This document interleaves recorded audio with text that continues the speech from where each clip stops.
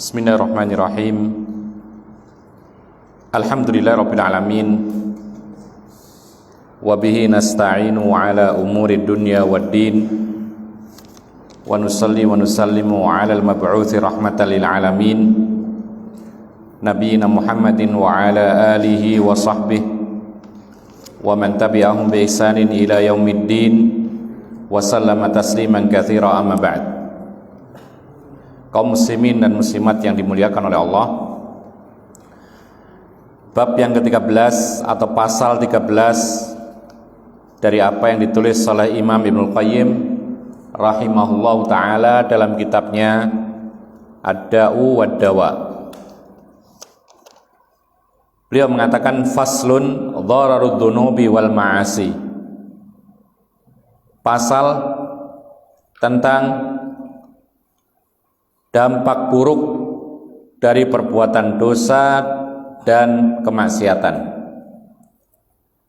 Beliau mengatakan falnarji ila ma kunna fihi min dzikri dawa'id da',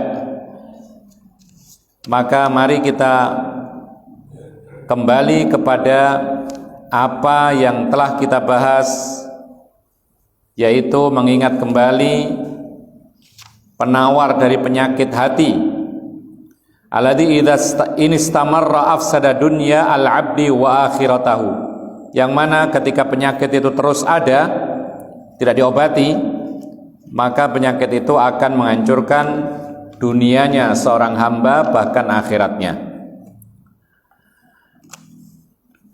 Beliau melanjutkan, famimma yanbaghi an yu'lama anna adh-dhunuba wal ma'asi tadhurru wala budda wa anna dhararaha fil qulubi ka dhararis sumum wal fil abdani ala ikhtilafi darajatiha fi dharari wa hal fid dunya wal akhirati syarrun wada illa wa sababuhu adz-dzunub wal ma'asi. Beliau mengatakan di antara yang patut diketahui bahwa dosa-dosa dan kemaksiatan itu pasti berbahaya, menimbulkan dampak-dampak yang buruk, dan itu pasti, la budda pasti.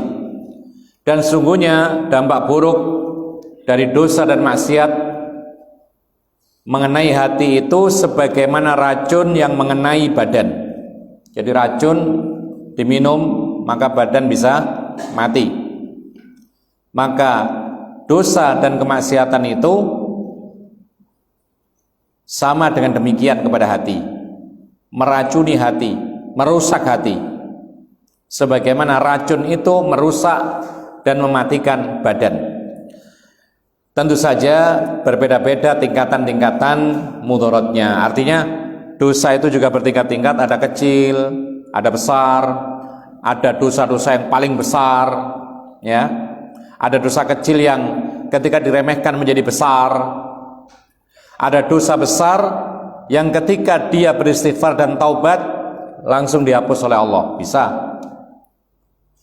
Maka ketika dosa dan kemaksiatan itu bertingkat-tingkat, tidak satu macam saja, maka pengaruhnya pun terhadap hati manusia pun juga bertingkat-tingkat, beda-beda. Sebagaimana racun itu juga bertingkat-tingkat kadar bahayanya. Ya. Orang minum racun, ada yang mati, ada yang tidak. Racun pun juga macam-macam, ada racun ini, racun itu, racun serangga, serangganya pun berbeda-beda. Maka belum tentu mematikan, tapi pasti membahayakan. Maka ketika seorang itu melakukan dosa, maka itu sama dengan membahayakan hatinya. Kadarnya sesuai dengan banyak dan tidaknya. Famal ladzi akhrajal abawaini minal jannah, maka apa yang mengeluarkan orang tua kita dari surga? Maksudnya siapa? Asal usul kita, bapak dan ibu kita. Siapa itu? Adam dan Hawa. Jadi beliau mengatakan, apa sih yang menyebabkan Adam dan Hawa itu keluar dari surga?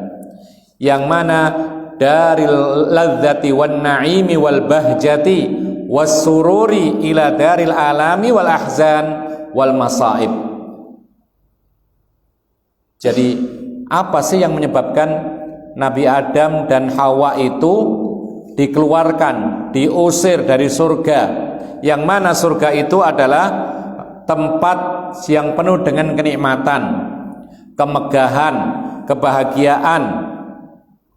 Dipindah dari tempat yang betul-betul nikmat, kebaikan sempurna di dalamnya, dikeluarkan, diletakkan di tempat yang penuh dengan rasa sakit, kesedihan, berbagai macam musibah. Dunia, karena memang dunia ini tempatnya penyakit, tempatnya kesedihan, tempatnya musibah, tempatnya bekerja, tempatnya ibadah, tempatnya beramal, tempatnya berinfak, tempatnya ujian. Dan Allah Subhanahu wa taala tidak menjanjikan pahala balasan di dunia, tapi Allah Subhanahu wa taala menjanjikan pahala balasan di akhirat. Dan di akhirat kelak tidak ada yang namanya ujian lagi, tidak ada yang namanya sholat, zakat, puasa. Jadi sabar. Kita sholat di dunia ini tidak sampai ratusan tahun, sementara nanti di akhirat kekal selama-lamanya nggak ada sholat. Masa kita nggak sabar? Puasa hanya setahun, sebulan saja, sabar. Demikian pula berinfak, sebentar kita infak ini, nanti di akhirat sudah nggak ada lagi infak, nggak ada kewajiban infak.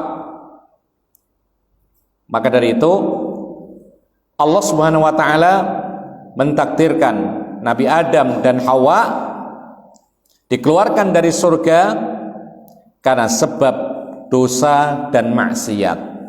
Dan sebabnya tidak lain adalah waswasatus syaitan, bisikan-bisikan syaitan, seperti yang dikatakan oleh Allah Subhanahu wa taala, fawaswasalahuma syaitanu liyubdiya lahuma ma wuriya min sau'atihima. Allah Subhanahu wa taala menceritakan bagaimana setan itu mengganggu Adam dan Hawa supaya melanggar aturan maksiat.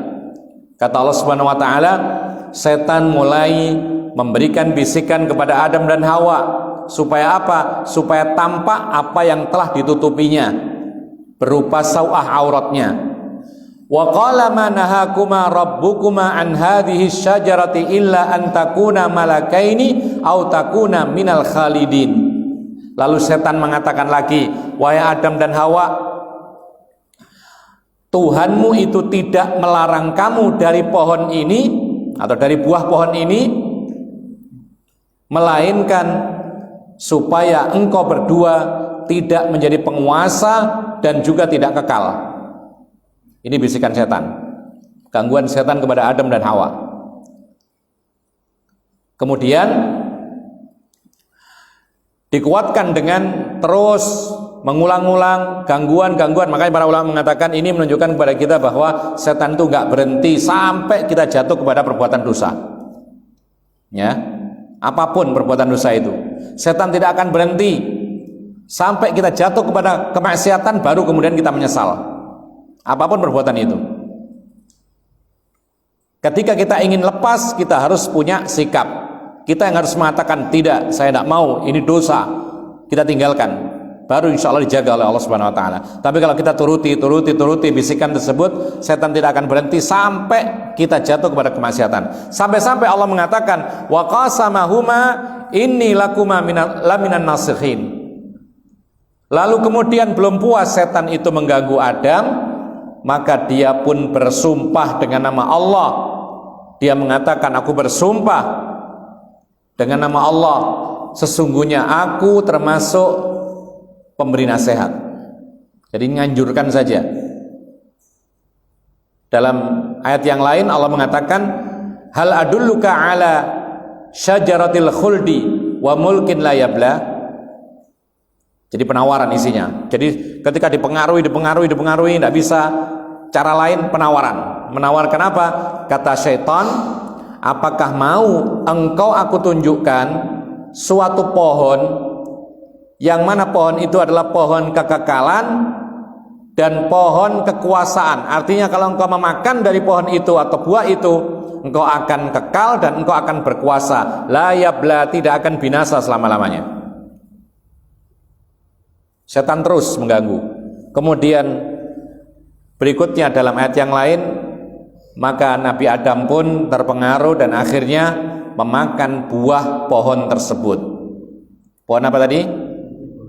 Nah, kalau dalam Quran dinamai syajaratul khuldi wa mulkin la yabla, pohon kekekalan dan pohon kekuasaan yang tidak akan binasa. Ada catatan yang disebutkan oleh para ulama, ini bukan nama pohonnya, ini bukan nama buahnya. Jadi keliru kalau kita katakan, oh Adam telah makan buah khuldi. Bukan, itu bukan nama. Khuldi itu kekal namanya.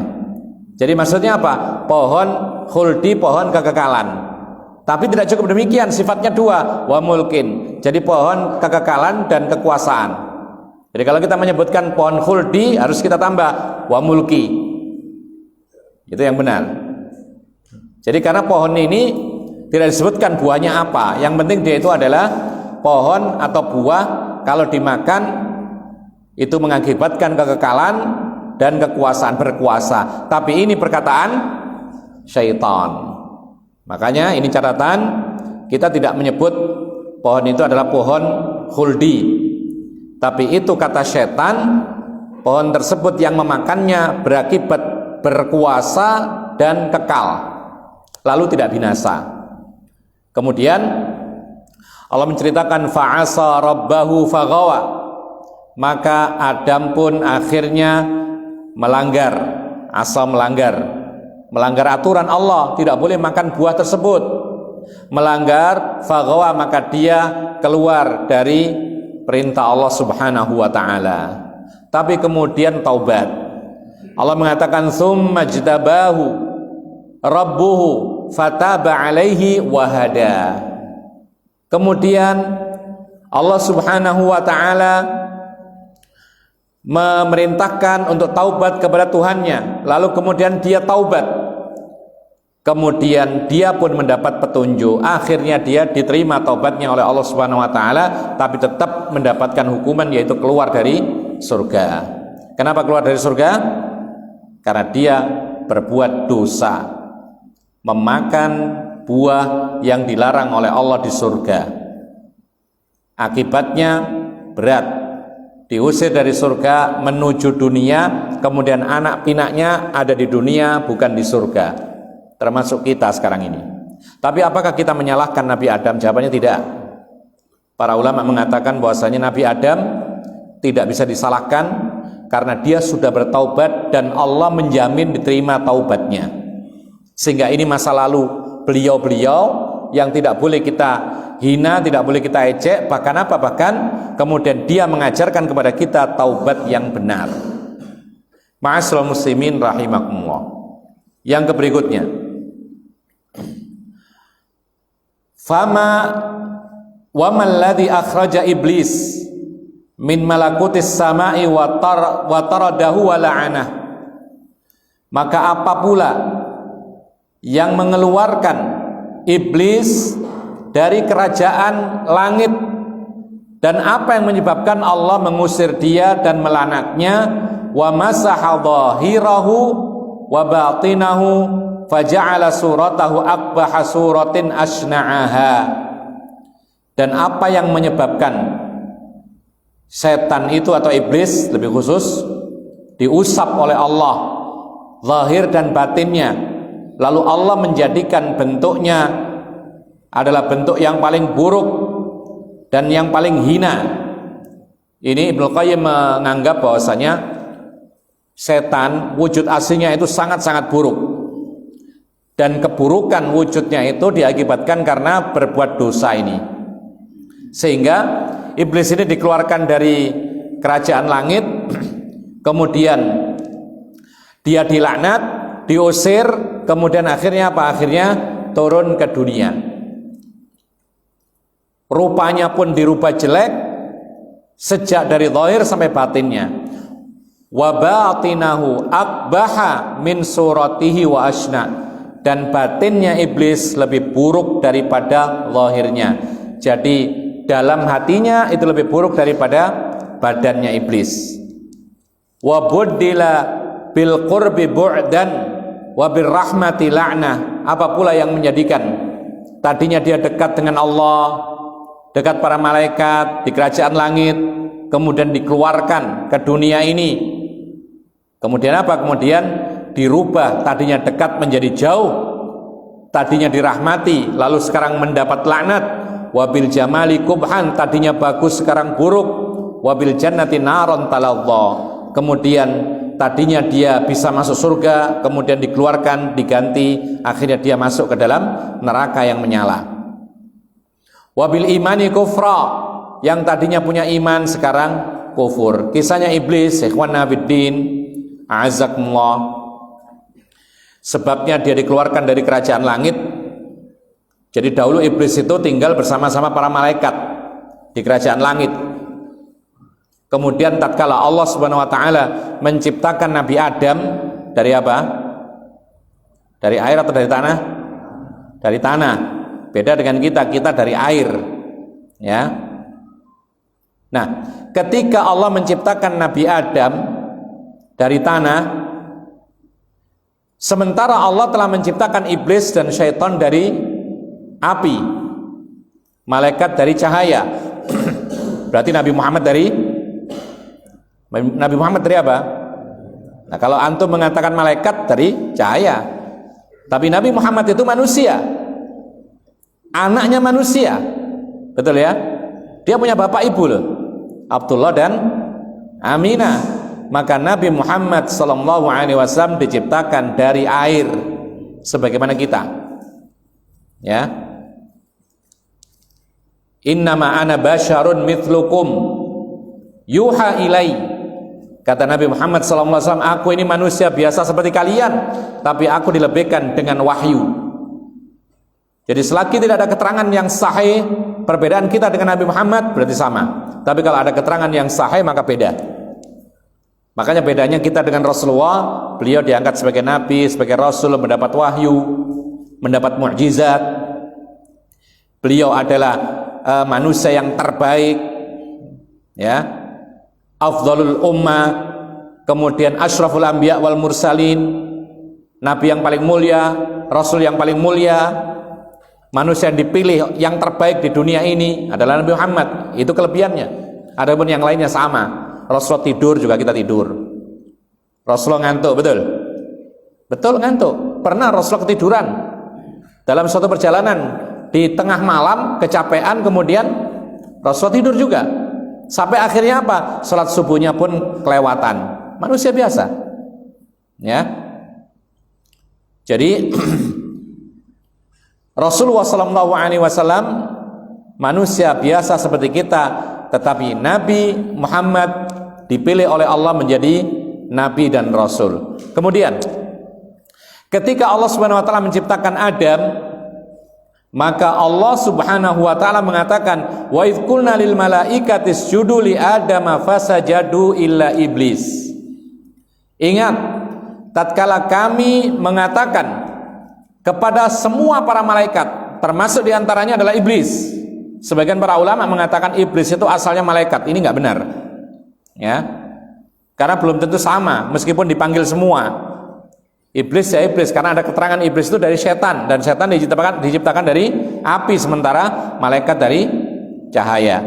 Maka tatkala kami menciptakan Adam, ingatlah ketika kami katakan kepada para malaikat semuanya, sujudlah kalian semua kepada Adam. Langsung mereka sujud, para malaikat semuanya. Fasajadal malaikatu kulluhum ajma'un ila iblis.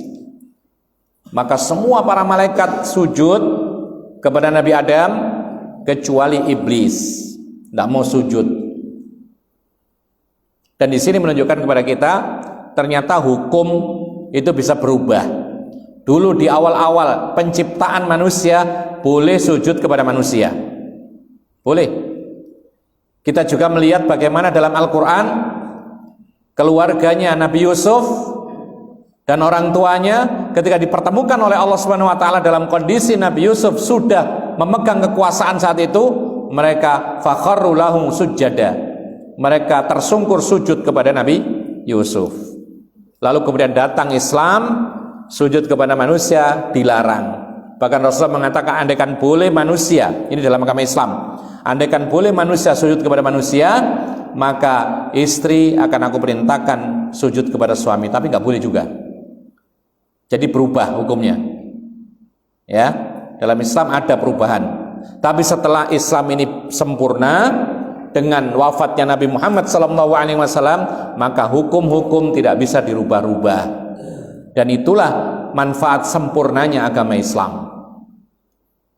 Jadi salah sekali kalau ada orang mengatakan agama Islam itu nggak sempurna, atau ada yang mengatakan nggak ada agama itu sempurna.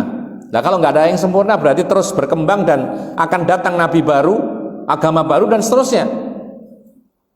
Tapi dalam Al-Quran ada wa khatamun nabiyyin. Nabi Muhammad itu adalah penutup para nabi. Kalau penutup para nabi ya sudah selesai. Dan Allah hanya meridai Islam sebagai agama. Al-yauma akmaltu lakum dinakum, pada hari ini aku sempurnakan buat kalian agama kalian. Jadi dikemanakan ayat-ayat yang menunjukkan kesempurnaan Islam kalau ada orang mengatakan Islam belum sempurna sama dengan agama yang lain? Akhirnya dianggap semua agama sama, padahal Allah membedakan. Kemudian ikhwan fiddin azakumullah, kita lanjutkan kisahnya siapa tadi? Iblis. Ketika iblis tidak mau sujud, lalu Allah menegur. Qala ya iblis, ma mana'aka an tasjuda lima khalaqtu biyadai, astakbarta am kunta minal alin. Wahai iblis, kata Allah Subhanahu wa taala, apa yang menghalangimu untuk sujud kepada makhluk yang aku ciptakan dengan tanganku? Ya, ini juga termasuk perbedaan Adam dengan kita. Adam itu diciptakan oleh Allah dengan tangannya. Sementara kita manusia biasa diciptakan dengan kun fayakun. Nah, maka Allah mengatakan, apakah engkau itu sombong atau engkau itu memang tinggi? Dua-duanya enggak benar, maka tidak bisa menjawab. Kemudian ikhwan fillah azakumullah, apa jawabannya iblis? Qala ana khairun min, khalaqtani min nar wa khalaqtahu min tin. Kata iblis kepada Allah, karena sayalah yang lebih baik daripada dia. Apa alasannya? Engkau ciptakan aku dari api dan engkau ciptakan dia dari tanah. Jadi tanah dengan api kuat atau lebih kuat dan lebih baik api. Ini sangkaan iblis. Atau lebih menang api daripada tanah. Coba tanah dibakar, yang kalah siapa? Jadi api menyala, kemudian ada tanah dibakar, yang gosong siapa? Tanah. Kering, gosong, menjadi tembikar, kan itu. Nah, dengan alasan ini maka iblis enggan untuk sujud kepada makhluk yang lebih rendah menurut dia. Ya, maka ma'asyiral muslimin rahimakumullah, Allah mengatakan qala fakhruj minha fa innaka rajim. Kalau begitu keluarlah kamu dari surga atau dari kerajaan langit, maka sungguhnya engkau itu rajim, terkutuk. Wa inna 'alaika la'nati ila yaumiddin, dan engkau mendapatkan laknatku sampai hari pembalasan. Makanya kita mengucap a'udzu billahi minasyaitonir rajim. Ar-rajim itu terkutuk, dikutuk oleh Allah Subhanahu wa taala, dihukum dan dilaknat. Jadi para ulama mengatakan boleh kita menyebut ketika menyebutkan nama syaitan, kita membaca syaitan di dalam Al-Qur'an, lalu kemudian kita iringi dengan laknatullahi alaihi, boleh karena ada sebabnya. Ya. Ma'asyiral muslimin rahimakumullah. Ini semua diusirnya iblis dari kerajaan langit yang tadinya tinggal makmur bersama para malaikat di langit sana. Ketika dia berbuat dosa, durhaka kepada Allah, dia mendapatkan akibat buruk, diusir dari kerajaan langit, kemudian dia tinggal di dunia. Meskipun nanti akhirnya dia bersumpah di hadapan Allah dan minta izin kepada Allah untuk terus menyesatkan manusia dan minta ditangguhkan umurnya, jangan dimatikan sampai hari kiamat, maka Allah beri. Makanya para ulama mengatakan kalau setan secara umum mereka bisa mati, ada umurnya sebagaimana manusia. Tapi pimpinannya iblis, maka mereka tidak bisa mati karena Allah Subhanahu wa taala memberi tangguh karena permintaan dia untuk menyesatkan manusia. Diberi tangguh oleh Allah sampai hari kiamat, dan ini sebagai ujian bagi orang-orang yang beriman. Kita lanjutkan lagi, kita lewatkan beberapa keterangan. Selanjutnya, wa man ladzi aghraqa ahlal ardi kullihim hatta 'alal ma'u fawqa ru'usil jibal.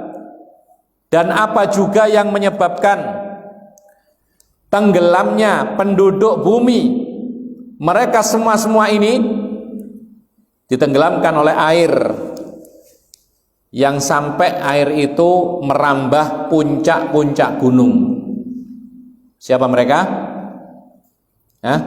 Siapa yang dibinasakan oleh Allah Subhanahu wa taala dengan tenggelam di air sampai air itu merambah puncak gunung?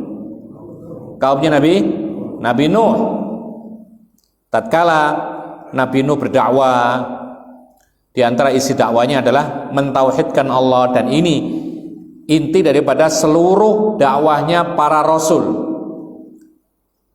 memerintahkan supaya mentauhidkan Allah dalam ibadah. Ya, kita tahu bagaimana kisah dalam surat Nuh. Maka ketika dia berdakwah malah dilecehkan. Nabi Nuh ini terus berdakwah tapi terus malah dilecehkan. Maka tatkala itu Nabi Nuh sempat mengucapkan doa kebinasaan untuk kaumnya. Makanya ada kisah ketika di padang mahsyar, ya, ketika manusia semuanya dalam kondisi yang tidak menentu, guncang semuanya, maka mereka manusia mencari nabi atau rasul yang paling berhak untuk meminta kepada Allah supaya diperjalankan urusan akhirat. Di antaranya datang kepada Nabi Adam. Nabi Adam tidak merasa mampu karena dia pernah bersalah, ini salahnya. Kemudian turun lagi sampai Nabi Nuh. Nabi Nuh tidak bersedia meminta kepada Allah karena merasa bersalah. Apa itu? Pernah berdoa memohon kepada Allah dibinasakan umat.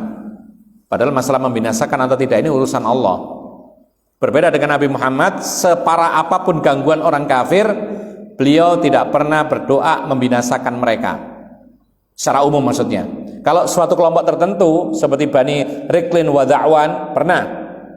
Ya, ketika dalam doa kunut nazilah. Tapi secara umum binasakan wahai umatku, Rasul tidak pernah mengatakan demikian. Nah, kemudian ikhwana fiddin azakumullah,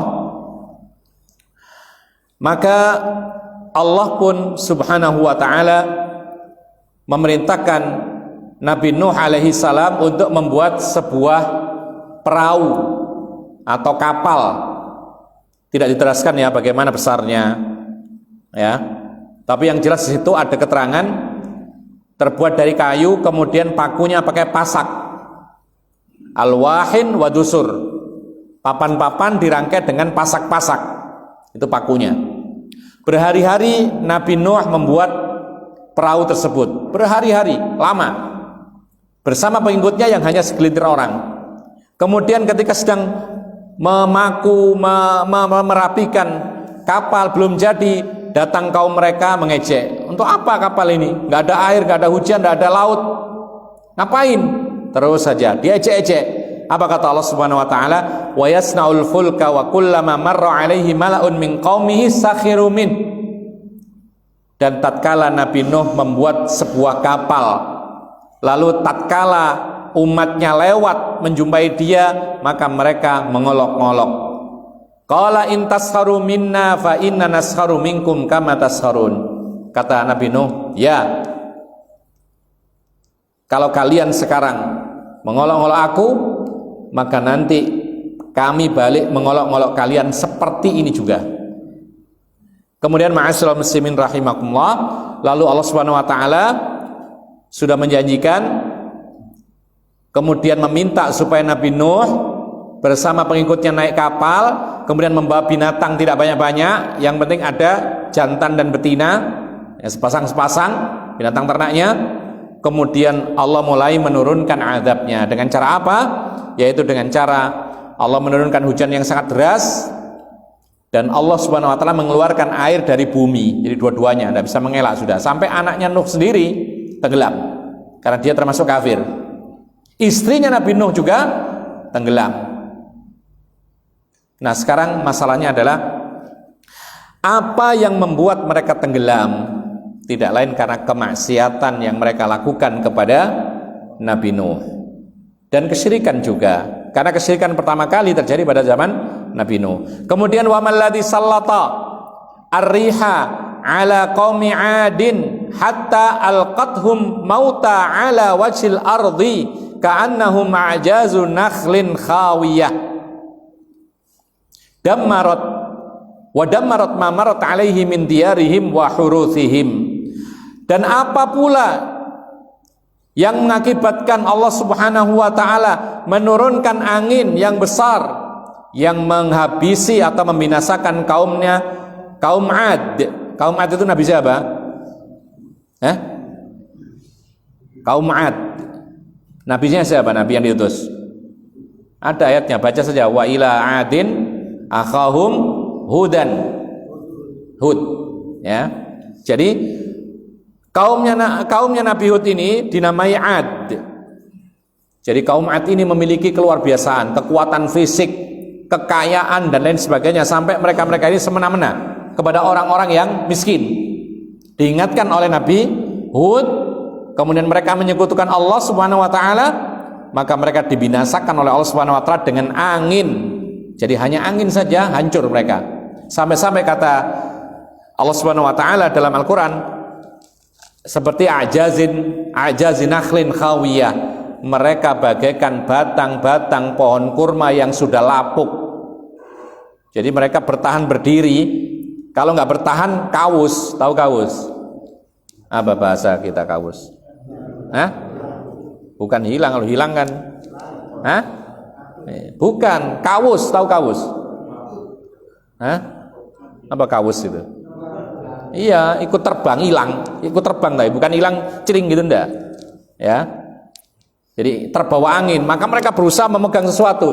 Angin saking kencangnya, maka mereka ini rusak, badan-badan mereka, wajah mereka rusak, tercabik-cabik oleh angin. Seperti apa? Antum melihat pohon kurma yang sudah lapuk bagaimana? Atau enggak usah kurma, sudah pohon kelapa. Pohon kelapa yang tinggi, yang sudah tua, yang sudah tidak produktif, yang sudah mau roboh, itu biasanya daun-daunnya rontok, kemudian pucuknya itu ujungnya itu sudah nggak karuan itu. Ya, seperti itulah. Itu manusia. Kenapa demikian? Karena berbuat dosa dan durhaka kepada Nabi siapa tadi? Nabi Hud. Kemudian ikhwana fiddin azakumullah. Wa man ladzi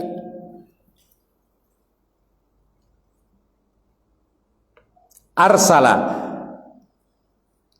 ala qaumi Thamud as-sayhata hatta qatta'at qulubahum fi ajwafihim wa matu an akhirihim. Dan apa pula yang membuat Allah itu mengirim kepada kaum Thamud berupa sayhah. Sayhah itu suara yang keras, memekakkan telinga, bahkan menghancurkan badan-badan mereka. Ini saking kerasnya. Kalau hanya sekedar keras, itu pekak telinga rasanya, nggak nyaman. Antum pernah lewat di suatu acara kemanten, saking kerasnya sound systemnya sampai berdebar-debar ini dada ini. Pernah? Enak nggak itu kira-kira? Ini zalim seperti ini ya. Buat acara seperti ini zalim. Bagaimana orang yang di sebelahnya ketika sakit misalnya, sakit gigi misalnya, mungkin pindah dia. Nah, ini lebih dari itu, bukan hanya mendebar-debarkan dada, tetapi apa? Menghancurkan telinga-telinga mereka dan badan-badan mereka. Saking kerasnya apa? Saking kerasnya suara guntur. Bahasa kita beledek. Ya, saking kerasnya, hancur mereka ini, binasa. Sampai memotong-motong hati mereka dan perut-perut mereka hancur. Jadi usus-usus ini terburai. Ketika diturunkan suara yang keras, maka hati mereka pecah, kemudian perut-perut mereka terburai mengeluarkan usus mereka, wa matu ala akhirihim, kemudian akhirnya mereka mati. Apa sebabnya? Karena mereka durhaka kepada yaitu Nabi siapa? Samud, Nabi Saleh. Wa ila Samud akhahum salihan. Ada ayatnya begitu. Allah mengutus kepada Samud yaitu Nabi Saleh. Itu merupakan keluarga sendiri. Maksudnya kabilah sendiri. Rata-rata Nabi begitu. Nabi diutus diambil dari salah satu anggota keluarga mereka sendiri. Rasulullah orang Quraisy, diutus di Quraisy. Ya. Demikian pula Nabi Hud tadi, beliau pun juga dari kaum Ad. Kemudian Nabi Saleh, dia pun juga dari Samud. Bahkan Allah menyebut wa ila samuda akhahum, Allah menyebut saudara mereka sendiri. Ya. Saudara mereka sendiri. Nah, kemudian ma'asyiral muslimin rahimakumullah, Nabi Saleh ini diutus oleh Allah Subhanahu wa taala ketika kaum Samud yang memiliki kekuatan lebih daripada kaum Ad. Bahkan para ulama mengatakan kaum Samud ini generasi kedua daripada kaum Ad. Kaum Ad memiliki kekuatan fisik, kekayaan dan lain sebagainya semena-mena. Kemudian kaum Samud lebih daripada itu. Selain mempunyai kekuatan fisik, harta benda, dan mereka memiliki keterampilan yang luar biasa. Sampai-sampai dalam Al-Quran disebutkan gunung dijadikan istana, dipahat jadi istana. Ya. Lembah yang dalam dijadikan tempat tinggal dan lain sebagainya. Mereka punya kemampuan seperti itu, membuat gedung-gedung tinggi. Dan mereka akhirnya apa? Menyekutukan Allah Subhanahu wa taala, ingkar kepada Nabi Saleh. Nah, di puncaknya ketika Allah Subhanahu wa taala menciptakan seekor onta yang sangat besar sebagai ujian, dan ini mukjizatnya Nabi Saleh, dia punya onta yang besar. Onta yang sangat besar ini onta betina, naqah. Kemudian kata Nabi Saleh, silakan dimanfaatkan air susunya, kemudian kasih kesempatan dia merumput. Kalian berhak mengambil susunya tetapi hanya sekali saja sehari, dan jangan sampai diapa-apain, yaitu onta yang besar ini, karena manfaat. Tapi ada 9 di antara mereka, tokoh kafir mereka, itu memang inginnya menyelisih Nabi Saleh. Mereka bermusyawarah, akhirnya salah satu di antara mereka memberanikan diri kemudian membunuh onta ini. Saat itulah Allah Subhanahu wa taala menurunkan wahyunya kepada Nabi Saleh, silakan tunggu 3 hari, setelah itu akan ada azab. Lalu ditunggu 3 hari, betul-betul azab datang. Sayhah, suara guntur yang sangat-sangat keras menghancurkan perut dan hati-hati mereka.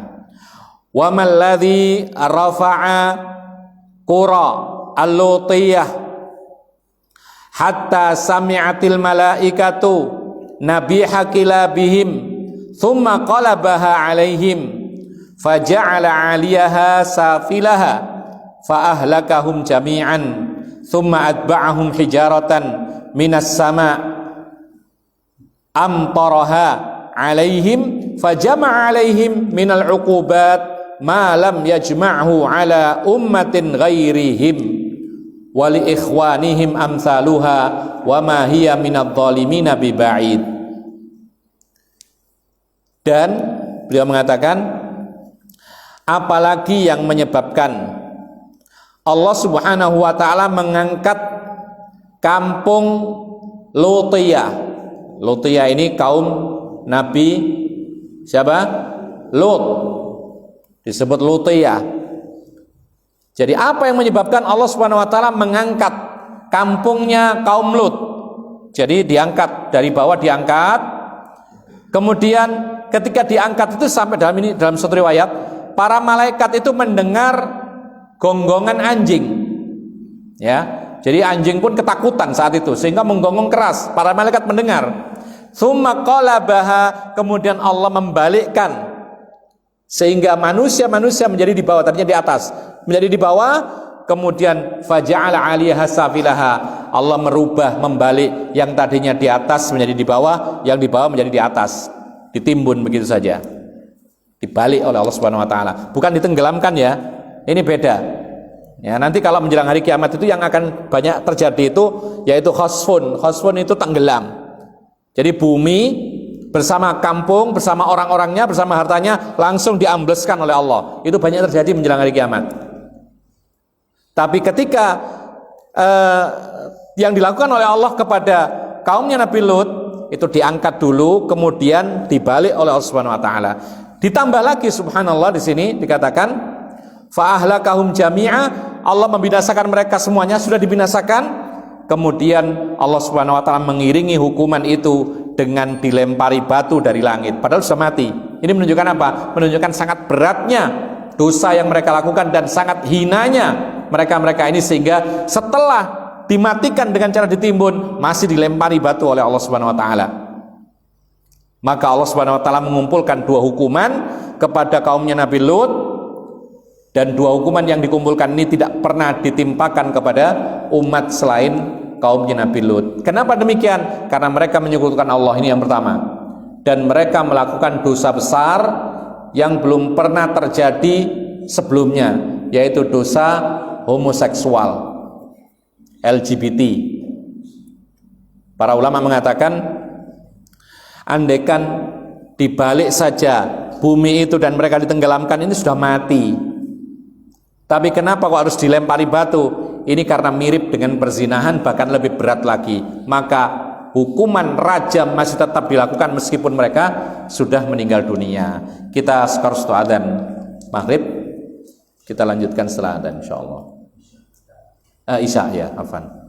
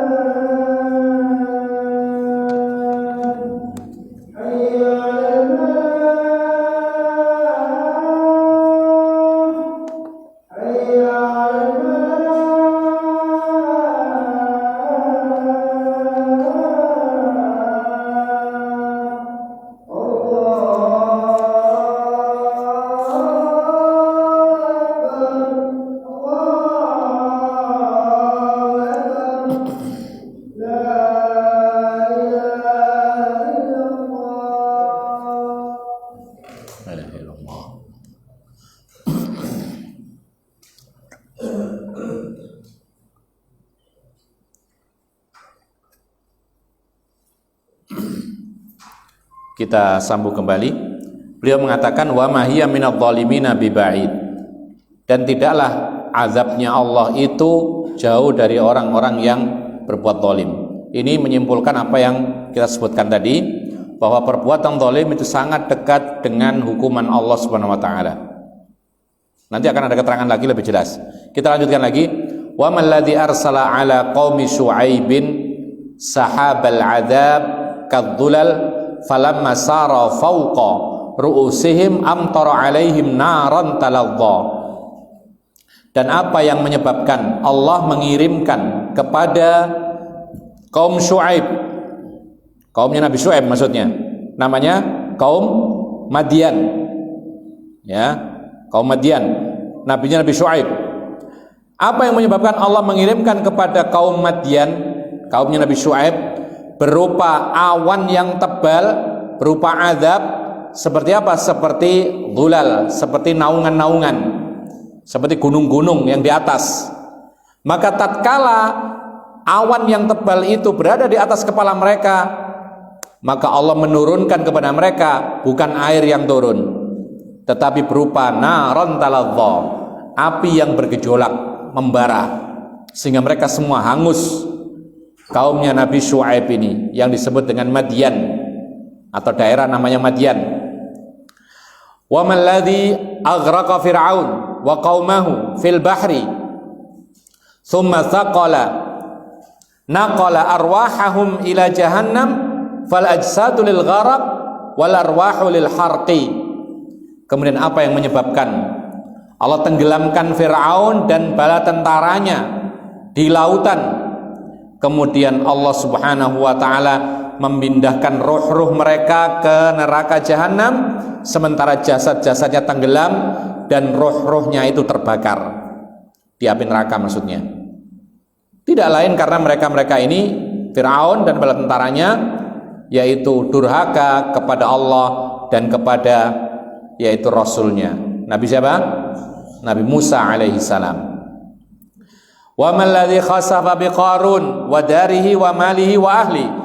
Kemudian apa yang menyebabkan Allah Subhanahu wa taala menenggelamkan? Nah, ini beda dengan kaumnya Nabi Lut tadi.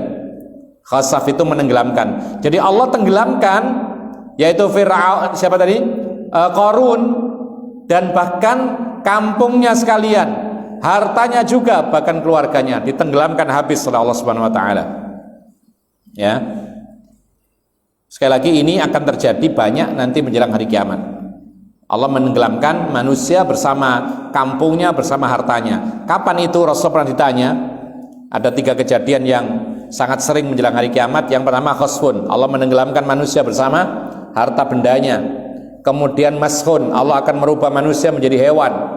Pernah terjadi pada Bani Israel, dirubah menjadi kera dan babi, karena ada dalam Al-Quran itu. Ketika mereka melanggar aturan beribadah hari Sabtu, tidak boleh kerja. Kemudian yang ketiga, hujan batu, qadfun. Sahabat Nabi bertanya, kapan terjadi wahai Rasulullah? Kapan banyak terjadi itu? Rasulullah mengatakan, idza dhaharatil qainat wa syuribatil khumur wal ma'azif. Apabila bermunculan para bidu wanita, ini sudah banyak, ya. Kemudian dan syuribatil khumur, khamar yang memabukkan itu sudah dikonsumsi seperti hal yang lumrah. Dan alhamdulillah ini belum, mudah-mudahan belum juga terus, ya. Tapi sebagian tempat ada yang menganggap biasa, narkoba itu biasa, ada, ya. Tapi selama itu tidak merata, maka insya Allah tidak akan diturunkan azabnya Allah ini. Kemudian yang ketiga, Rasulullah mengatakan wal ma'azif, demikian pula merata yang namanya ma'azif, alat-alat musik. Maka saat itulah mulai sering terjadi 3 hal tadi. Termasuk diantaranya adalah yaitu al-khasfu, yaitu Allah akan menenggelamkan manusia bersama dengan harta benda mereka, bahkan kampung mereka, ketika rata-rata mereka tidak mengingkari. Makanya bersyukur kalau ada orang mengingkari bidu wanita, mengingkari musik, mengingkari orang mengkonsumsi narkoba. Ini kita bersyukur, dia ikut menyelamatkan kita semua dari azab Allah turun. Tapi kalau sudah nggak ada lagi yang mengingkari, kemudian semua orang biasa melakukan hal itu, saat itulah Allah akan menurunkan azabnya. Na'udzubillah min dzalik. Kemudian ikhwan fillah azakumullah, wa man ladzi ahlakal qarun min ba'di nuh bi anwa'il 'uqubat wa dammaraha tadmiran. Dan apa pula yang menjadikan Allah menghancurkan Qarun setelah Nabi Nuh? Maksudnya di sini Qarun-Qarun yang lain, yaitu orang-orang yang punya kuasa, punya harta benda, lalu sombong, tidak mau beribadah kepada Allah, menyekutukan Allah semena-mena. Ini Qarun-Qarun yang lain setelah Nabi Nuh. Apa yang menyebabkan mereka dibinasakan dengan bermacam-macam hukuman dan dihancurkan dengan sehancur-hancurnya oleh Allah Subhanahu wa taala. Wa man ladzi ahlaka qauma sahibi Yasin bisayhati hatta khamadu an akhirihim. Dan apa pula yang menyebabkan Allah Subhanahu wa taala menghancurkan kaumnya Yasin. Di situ disebutkan dalam surat Yasin ayat 13 sampai 29. Ya. Allah menyebutkan ashabul qaryah, itulah yaitu kaum Yasin namanya. Kaum kampung namanya kampung Yasin, atau orang digelari dengan kabilah Yasin. Ya. Disebut oleh Allah ashabul qaryah dalam surat Yasin ayat 13 sampai 29. Mereka ini menyekutukan Allah, kemudian bermaksiat durhaka kepada utusan Allah, maka mereka pun dihancurkan sehancur-hancurnya oleh Allah Subhanahu wa taala. Wa man ladzi ba'atha 'ala bani Israila qauman uli ba'sin syadid. Dan apa yang menyebabkan Allah mengutus kepada Bani Israel suatu kaum yang punya kekuatan, fajasu khilalad diyar, berkuasa di setiap tempat, wa qatalur rijala wa sabu adzurriyyata wan nisa, sehingga mereka membunuh kaum laki-laki dan menawan anak-anak dan kaum wanita, wa ahraqud diyar, lalu mereka membakar kampung halaman mereka, wa nahabul amwal, merampas harta mereka, tsumma ba'atsahum alaihim maratan tsaniyah, lalu Allah mengutus mereka kedua kalinya, fa ahlaku ma qadiru alaihi, mereka membinasakan apa yang mereka mampu atasnya, wa tabarru ma'alau tadbirra, dan mereka akhirnya menghancurkan apa yang ada. Artinya semua dihancurkan oleh Allah Subhanahu wa taala. Ini tidak lain karena mereka sebabnya adalah berbuat dosa kepada Allah Subhanahu wa taala melalui para nabinya. Kemudian yang berikutnya, wa man ladzi sallatu alaihim anwa'ul uqubat, dan apa yang menyebabkan Allah menguasakan kepada mereka bermacam-macam hukuman. Marratan bil qatli, ada yang dibunuh, wasabi, ada yang kemudian ditawan, wa khirabil bilad, ada yang dirusak negaranya, wa marratan bi jauril muluk, ada lagi yang dihukum dengan apa? Diberi penguasa yang zalim. Wa marratan bi maskhihim qiradatan wa khanazir, dan ada pula kaum yang dirubah badan mereka menjadi kera dan babi. Wa akhiru dzalika aqsama Rabbu tabaraka wa taala, dan akhirnya Allah bersumpah dengan firman-Nya, la yab'atsanna 'alaihim ila yaumil qiyamati man yasumuhum su'al 'adzab, sungguh akan diutus kepada mereka sampai hari kiamat, yaitu mereka-mereka yang akan ditimpakan kepada mereka azab yang sangat buruk. Ma'asyiral muslimin rahimakumullah, itulah bukti bahwasanya kemaksiatan dan dosa itu namanya mengundang azabnya Allah Subhanahu wa taala. Dan tatkala kemaksiatan dan dosa itu merata menjadi lumrah di satu tempat dan tidak ada orang yang mengingkari atau menasihati, maka saat itulah Allah akan menurunkan azab baik kepada orang yang berbuat dosa maupun orang yang baik-baik saja. Sehingga Aisyah pernah bertanya, wahai Rasulullah, di situ kan ada orang yang nggak ikut-ikutan, orang baik, orang dagang, atau yang semisal nggak ikut-ikutan. Maka Rasulullah mengatakan mereka dibinasakan semuanya, lalu dibangkitkan sesuai dengan niat mereka masing-masing. Tapi mereka kena azab. Kenapa? Karena mereka berada di tempat yang rusak. Oleh karena itu sebisa mungkin kita menjaga lingkungan jangan sampai rusak dengan kemaksiatan. Karena kalau lingkungan kita rusak dengan kemaksiatan, tidak ada yang mengingatkan, maka saat itulah Allah akan menurunkan azabnya. Allahu a'lam. Ada pertanyaan di sini. Bismillah, afwan. Dikatakan iblis dikeluarkan dari kerajaan langit dan diturunkan ke dunia, betul? Ya. Kenapa tadi iblis diturunkan ke dunia, dikeluarkan dari kerajaan langit? Karena durhaka, tidak mau sujud kepada Adam. Taib. Kemudian iblis menggoda Nabi Adam dan Hawa di surga. Apakah iblis masih diperkenankan masuk ke surga untuk menggoda Nabi Adam setelah iblis diturunkan dari langit? Nah, ini yang masalah rancu ini. Jadi tadi kita sebutkan yang menggoda Adam siapa? Masa? Yang menggoda iblis, yang menggoda Adam di surga tadi siapa? Syaitan, bukan iblis. Kalau iblis itu adalah yang tidak mau sujud. Pertama kali diciptakan Nabi Adam, iblis disuruh sujud, tidak mau sujud, maka dikeluarkan. Sudah keluar dari kerajaan langit, sehingga tidak mungkin dia ke langit lagi atau ke surga. Maka yang di surga itu ada syaitan, ya, yang membisikkan Adam dan Hawa untuk melanggar aturan Allah Subhanahu wa ta'ala. Kalau ada yang mengatakan, loh berarti ada setan masuk surga, jawabannya ini ya sebelum Nabi Adam diturunkan ke dunia, ya ada memang setan yang mengganggu. Atau kita katakan bahwasanya bisa jadi Allah Subhanahu wa taala mentakdirkan meskipun di surga ada yang mengganggu dahulu, sebagaimana di tempat-tempat baik di dunia ini ada setan. Bukankah di masjid ada setan? Betul nggak? Betul. Kita sholat diganggu setan, kan gitu, ada sebuah hadis. Bahkan tidak hanya sholat, ketika adzan setan yang di masjid lari terbirit-birit, kemudian ketika selesai adzan datang lagi. Ya makanya biasanya ngobrol kita kalau menunggu adzan iqamat itu karena apa? Karena diganggu setan gitu loh. Ngobrol kemana-kemana gitu, tidak berzikir.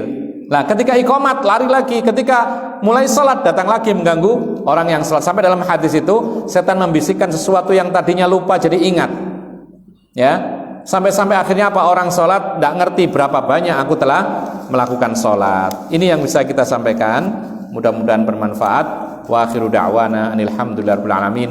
Wa sallallahu ala nabiyina Muhammadin wa ala alihi wa sahbihi ajma'in. Subhanakallahumma bihamdika asyhadu an la ilaha illa anta astaghfiruka wa atubu ilaik. Assalamualaikum warahmatullahi wabarakatuh.